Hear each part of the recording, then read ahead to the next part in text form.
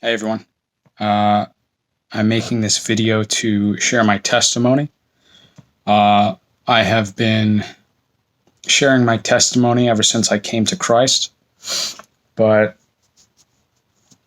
I wanted to reach out to a wider audience. I've been sharing my testimony via my preaching or just my day-to-day interactions, but I think now is time to share it with the world and to ultimately give Jesus all the glory. My story is that I came from a Muslim household. I'm Moroccan, and I grew up Muslim. It was not until I got into about college that I started to veer off from Islam, and I went into, I guess you could say, atheism. I pretty much just gave up on God, and I was more into science. So what happened afterwards is that as I was going into grad school, I was studying mathematics and computer science, and I noticed that there were patterns and numbers in everything. It was so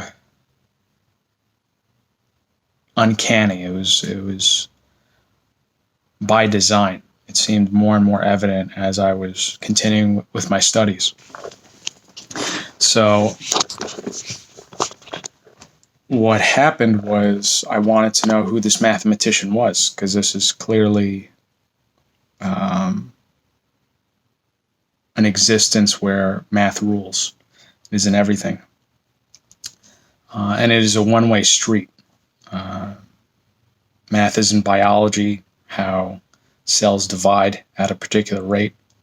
It is in chemistry, the angle of chemical bonds. It is in physics, the trajectory of the stars, but it's not the other way around.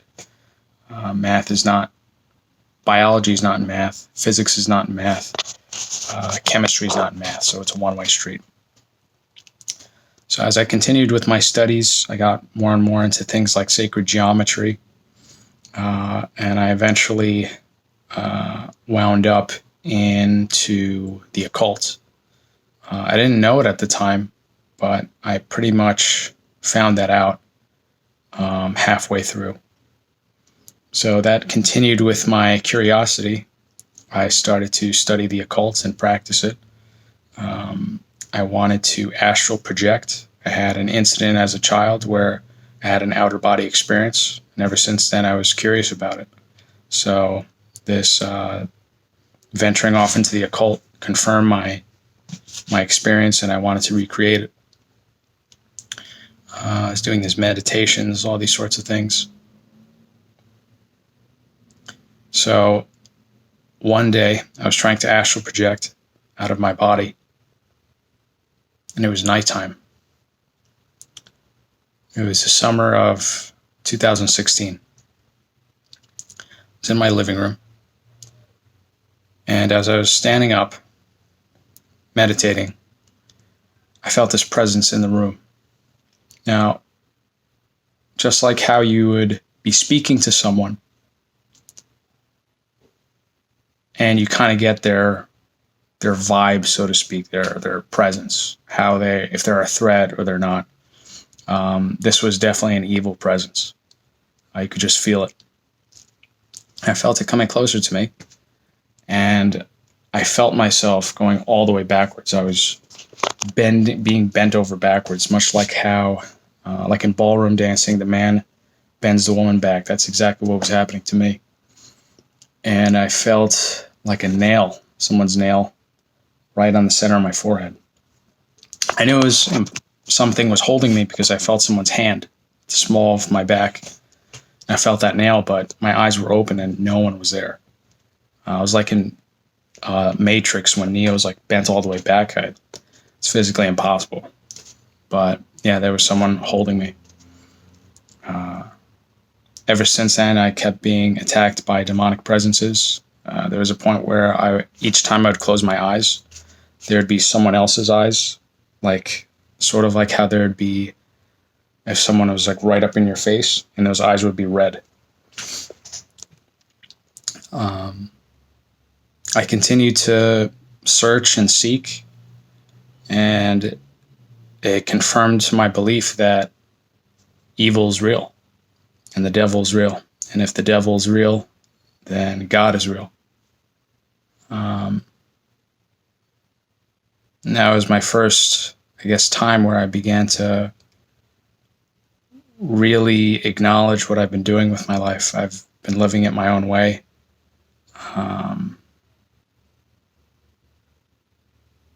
I wasn't living the right way. But God gave me grace to know that He does exist. And that started to begin my journey as to that God is real. But coming from a Muslim background and from a scientific background, I wanted to experiment and see, well, which is the right God? Is it the God of Islam, the God of Christianity? Is it the gods how Jews say it is? Is it Buddha? Is it Krishna? There's so many paths supposedly to God.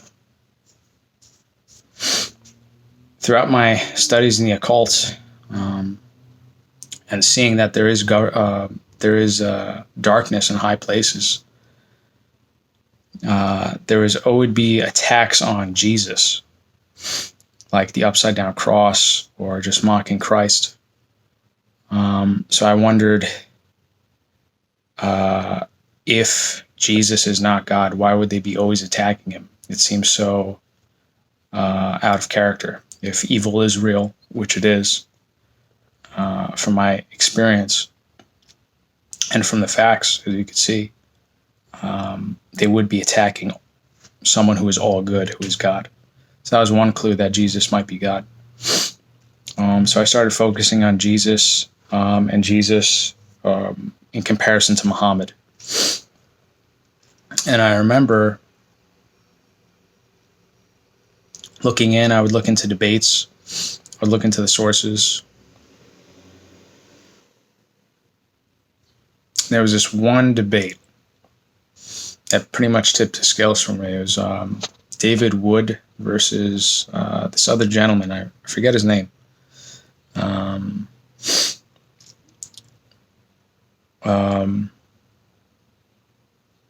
that tipped the scales for me. David Wood's composure throughout the debate, as well as the facts presented. And I continued to watch David Wood's videos. And I really exposed that Islam is not the way. It's not the way to God. So I still continue to seek and to search just to make sure, because this is a big life decision, to make that switch. So I continued to count the cost. And I remember one night, I wanted to be absolutely sure. So I got down on my knees and I started to pray in my room.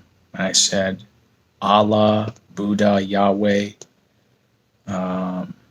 Jesus, whoever you are, show yourself and I will follow you. I did not get an answer that night. The following night, or the night after that,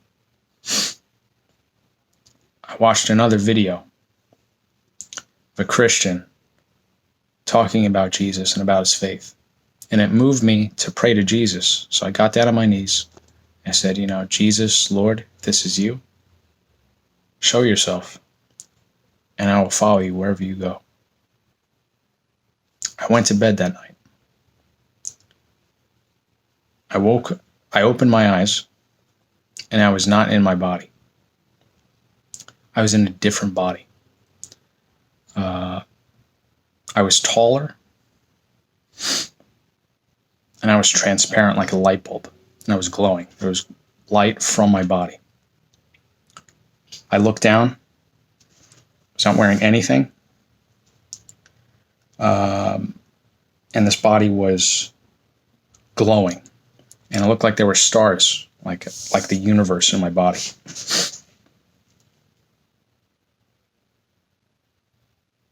There was dirt. There were patches of grass on where I was standing. A few meters away, there was a wall. It appeared to be brown or maroon.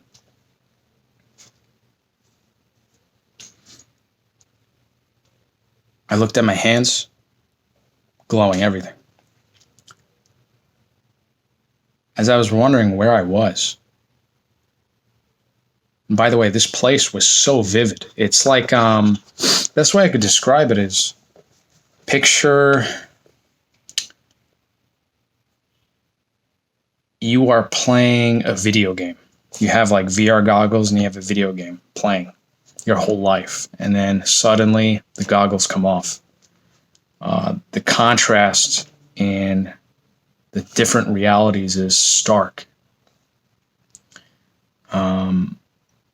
The place where I was more real than this.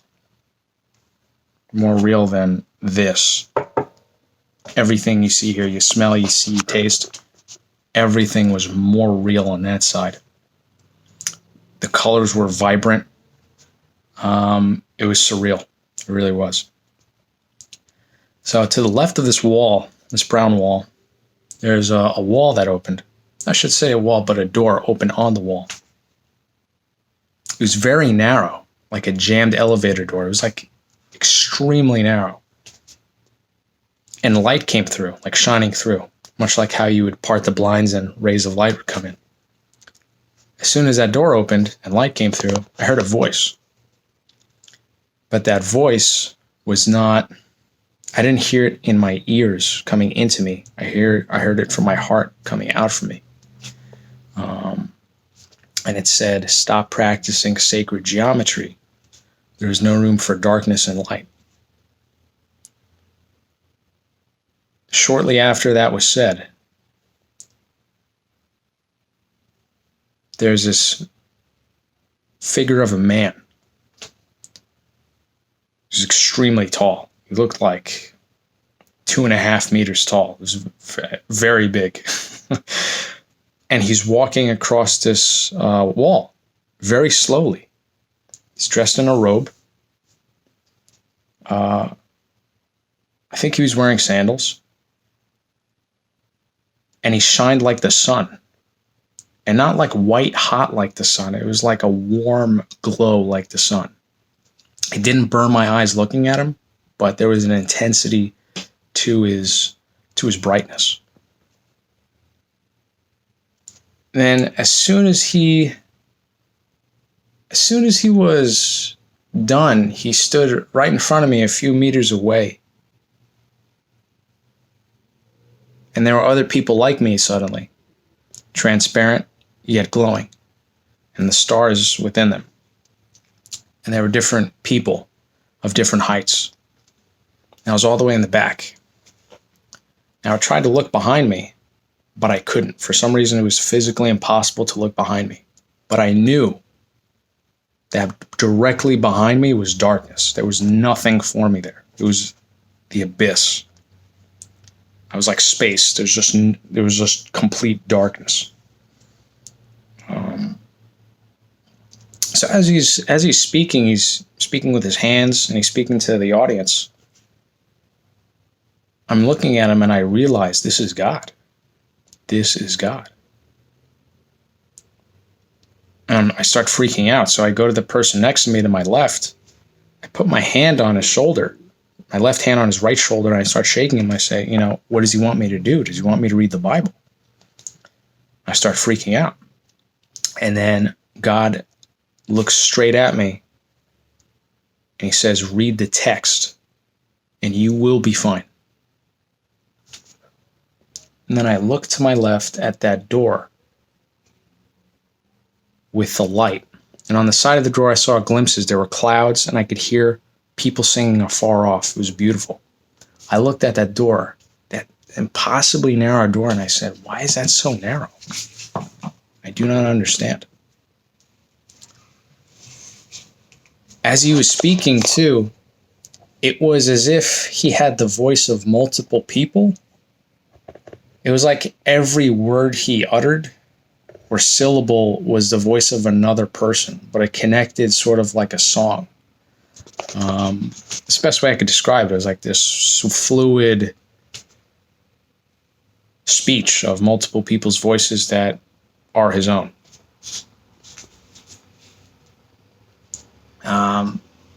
And as soon as I said, "Why is that door so narrow?"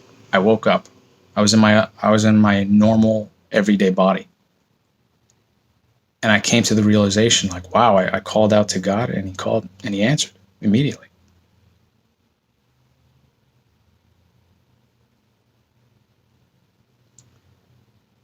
A couple of days pass.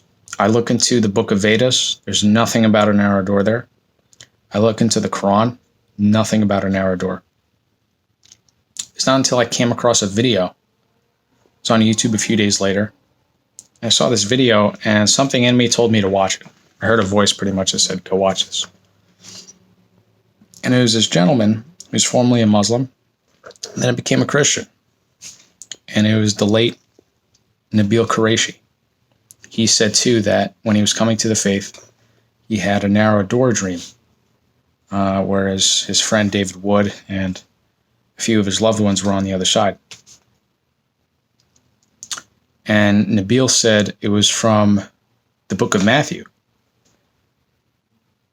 chapter 7, verses 13 to 14, when Jesus is saying to his disciples, "Wide is the gate to destruction, for many there be go in thereat.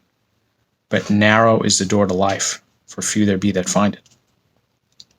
And what shocked me about not only that verse, but about other aspects of that experience that I went to heaven and I saw God, was that I had never read the Bible before. I knew of certain verses like John 3:16. I think that's even on the bottom of like Forever 21 bags. Yeah, I knew certain verses like that in the beginning. Genesis, common verses, but Matthew 7 really struck me because I never read the Bible, and I knew from then on that Jesus is God, that He is risen. I saw Him face to face, as a man speaks to his friend, and so long as I continue to follow Him, I'll go back to where I was.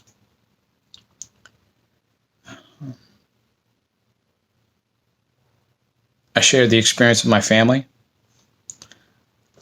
At first, they didn't. They were somewhat adverse to it in a way, but they warmed up to it after a while. And I praise God that He placed me in a place where of acceptance and of understanding. I know that a lot of people who do come from Muslim backgrounds to Christ, that they don't have that same grace. So I praise God for that. And I praise God also for allowing me to share this video. I pray that it has touched you in some sort of way, and that it has given Jesus all the glory. Of course, if you have any questions or comments, you can leave them in the description below. And I look forward to hearing from you. Peace be unto you.